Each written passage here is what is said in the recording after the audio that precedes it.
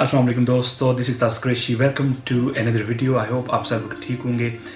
दोस्तों, मैं आज आपको बताऊंगा कि कैसे आप फ़िनलैंड का वीज़ा बहुत ही आसान तरीके से खुद बगैर किसी एजेंट से, बगैर किसी कंसल्टेंट को पैसे दिए हुए आप हासिल कर सकते हैं।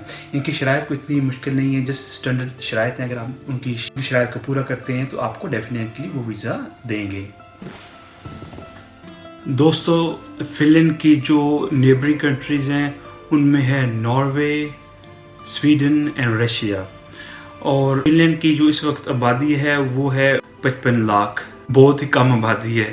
और ऑफ कोर्स इसी वजह से उनकी जो इकॉनमी है वो बहुत अच्छी है। इकॉनमी के लिहाज से बहुत ही अच्छी कंट्री है। जैसा कि बताया कि बहुत कम लोग हैं वहाँ पे, तो वहाँ पे एक तो उनको लोगों की बहुत ज़रूरत है इस वक्त मुख्तलिफ़ किस्म के शोबों में, जैसा कि फार्मिंग हो गया। फार्मिंग के लिए उनको लोगों की ज़रूरत है। रेजिडेंट परमिट के ऊपर मैं एक और वीडियो बनाऊंगा जिसमें बताऊंगा कि कैसे आप रेजिडेंट परमिट हासिल कर सकते हैं। आज जो वीडियो है वो है विजिट वीज़ा के बारे में, कि कैसे आप फ़िनलैंड जा सकते हैं। जैसा कि आपको पता है कि इस वक्त यूरोप में बहुत ही मुश्किल हो गया है वहाँ का वीज़ा हासिल करना और वहाँ पे जाके सेट होना। लेकिन अगर मैं हकीकत में बताऊँ आपको, क्योंकि मैं जैसे कि बहुत सालों से मैं यहाँ पे रह रहा हूँ, यहाँ पे कभी भी इतना आसान नहीं था। जो लोग आज से 30 साल पहले आए हैं, अगर हम उनसे पूछते हैं जी कि जब आप लोग आए थे तो यहाँ के हालात कैसे थे, पेपर बनना कैसे थे, तो वो कहते हैं बहुत मुश्किल था। एक सबसे मेरी बात हुई तो वो कहते हैं जी कि मैं तो घर से बाहर नहीं निकलता था, 6 महीने में घर में ही रहा। मैं डरता था बाहर जाते हुए कि पुलिस ना पकड़ ले। क्योंकि उसकी वजह ये है, ये जो लोग 70s 80s में आए हैं उस वक्त यहाँ पे बहुत कम एशियन लोग थे, बाहर के लोग बहुत कम थे, तो साफ पता चल जाता था ये बाहर से आया हुआ है। क्योंकि अब जो है पूरी दुनिया से लोग जो है यूरोप की तरफ उन्होंने रुख किया है, और किसी भी यूरोपियन कंट्री में जाएं वहाँ पे आपको बहुत सारे आउटसाइडर्स नज़र आएंगे। तो फिर क्या होता है, फिर घुल मिल जाता है बंदा। अभी इस तरह नहीं होता। अगर आप बाहर जाएँ तो आप हर तरह का बंदा देखते हैं, हर किस्म की नेशनलिटी का बंदा देखते हैं, तो आपको वो चीज़ महसूस नहीं होती। लेकिन जो पुराने लोग आए हैं वो कहते हैं जी कि बहुत मुश्किल था हमारे लिए सेट होना। इवन उस वक्त तो घरों में छापे मारती थी पुलिस इलीगल्स को पकड़ने के लिए। लेकिन ऐसा फ़िलहाल कुछ नहीं है, क्योंकि इंग्लैंड में है। उसकी वजह ये है कि इंग्लैंड में उन्होंने बाकायदा एक सेल बनाया हुआ है। पाकिस्तानी लोग ही फ़ोन करते हैं, उनको बताते हैं कि फ़लाँ जगह पे एक इलीगल काम कर रहा है या फ़लाँ जगह पे रह रहा है, तो वो छापे मारते हैं। ये मैंने इंग्लैंड में चीज़ देखी है। मैंने और यूरोप में किसी भी मुल्क में ऐसी चीज़ें नहीं देखी, और इसलिए मुझे बहुत स्ट्रेंज लगा यार। इंग्लैंड में स्पेशल उन्होंने एक नंबर बनाया हुआ है, बाकायदा एक सेल है बनाया हुआ है, बाकायदा एक नंबर उन्होंने इशू किया हुआ है। उस नंबर पर आप फ़ोन करके बता सकते हैं जी यहाँ पे इलीगल लोग रह रहे हैं या काम कर रहे हैं। लेकिन बाकी दूसरी जो यूरोपियन कंट्रीज़ हैं कहीं भी मैंने इस तरह नहीं देखा, भले कितनी वहाँ पर सख्ती हो। आप ये मत सोचें दूसरे लोगों की बातें सुन के आप डिसाइड ना हों। देखिए मेरे दोस्तों, बात ये है कि आप आना है आपने जब यूरोप, तो आपने अपनी किस्मत आजमानी है। आपने किसी के नसीब का नहीं खाना, आपने अपने नसीब का खाना है। और हर बंदा जब आता है वो अपनी किस्मत लेके आता है। मैं कितने दोस्तों को जानता हूँ वो 20-20 साल से सेट नहीं हो सके, और कितने दोस्तों को जानता हूँ जो 2-2 सालों में सेट हो गए हैं। ठीक है, उनके पास रेजिडेंट परमिट है, अभी 1-2 साल बाद उनको पासपोर्ट मिल जाएगा। तो लोगों की बातें सुन के, लोगों की स्टोरियाँ सुन के आपने नहीं घबराना। मैं आपको ज़रूर कहूँगा, अगर आपका पाकिस्तान में कोई सिस्टम अच्छा नहीं है, वहाँ पे रोज़गार का मसला है आपको, तो आप ज़रूर आएँ यूरोप। यहाँ पे आके आप ज़रूर अपनी किस्मत आज़माएं। दोस्तों, फ़िनलैंड जो है ये 90 डेज़ का वीज़ा इशू करता है। आप चाहे तो 10 दिन का वीज़ा अप्लाई कर सकते हैं, चाहे 90 डेज़ का अप्लाई कर सकते हैं। मैं आपको ये कहूँगा कि आप 90 डेज़ का या 1 महीने का वीज़ा अप्लाई नहीं करना। आपने सिर्फ 15 डेज़ या 10 डेज़ का वीज़ा अप्लाई करना है।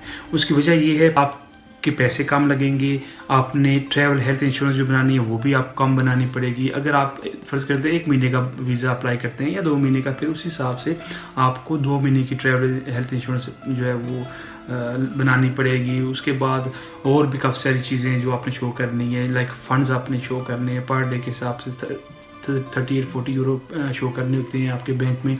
तो फिर उस हिसाब से आपने महीने का शो करना पड़ेगा, 2 महीने करना पड़ेगा। अगर आप 10 दिन करेंगे तो 10 दिन का आपको फ़ंड शो करना पड़ेगा। तो आप कोशिश करें अगर आपने वीज़ा अप्लाई करने, जस्ट 10 डेज़ और 15 days, not more than that. इनकी रिक्वायरमेंट्स जो हैं वो दूसरी यूरोपियन कंट्रीज़ की तरह स्टैंडर्ड रिक्वायरमेंट्स हैं। आपका पासपोर्ट 6 महीने वैलिड होना चाहिए, बैंक स्टेटमेंट होनी चाहिए। बैंक स्टेटमेंट आपने ओरिजिनल लगानी है, किसी भी एजेंट से नहीं बनवानी, फेक नहीं होनी चाहिए।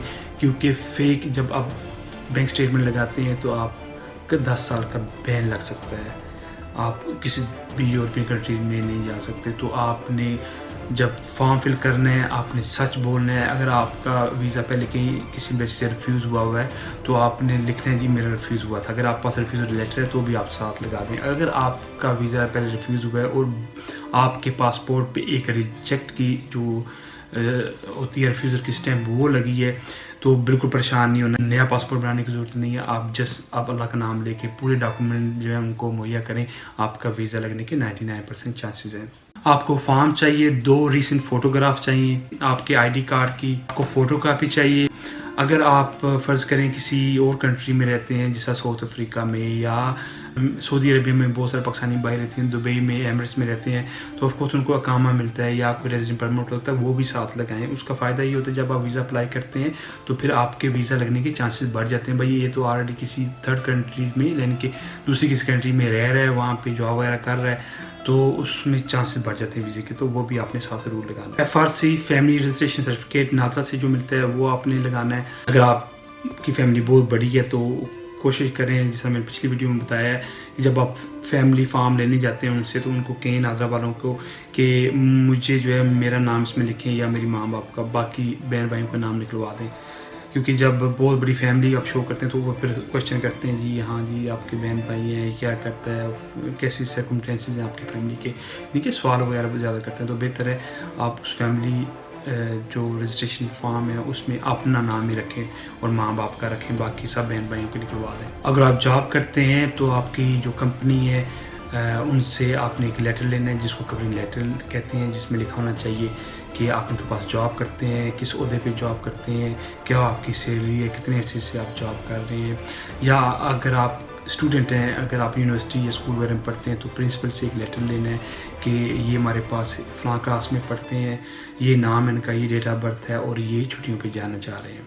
वो जो लेटर आपने लेना है, चाहे वो अपनी कंपनी से लेना है, चाहे आपने प्रिंसिपल से लेना है, तो उसके ऊपर साइन होने चाहिए और स्टैम्प लगी होनी चाहिए। फिर चाहिए सपोर्टिंग डॉक्यूमेंट्स। अगर आप के पास कोई भी प्रॉपर्टी है, अगर आपके पास कोई फ्लैट है, शॉप है या कोई आपकी एग्रीकल्चर ज़मीन है जहाँ से आपकी इनकम आती हो, वो भी आपने साथ लगानी है। उसमें एक फ़ायदा एक्स्ट्रा होगा कि आप एक तो जॉब कर रहे हैं, दूसरा आपकी एक्स्ट्रा इनकम आ रही है, एक आपने बैंक स्टेटमेंट लगाई है, तो उसमें आपके चांसेस भी वीज़ा लगने के बढ़ जाते हैं क्योंकि आपके पास इनफ फंड्स हैं। वो देखते हैं कि आपकी इनकम इनफ है।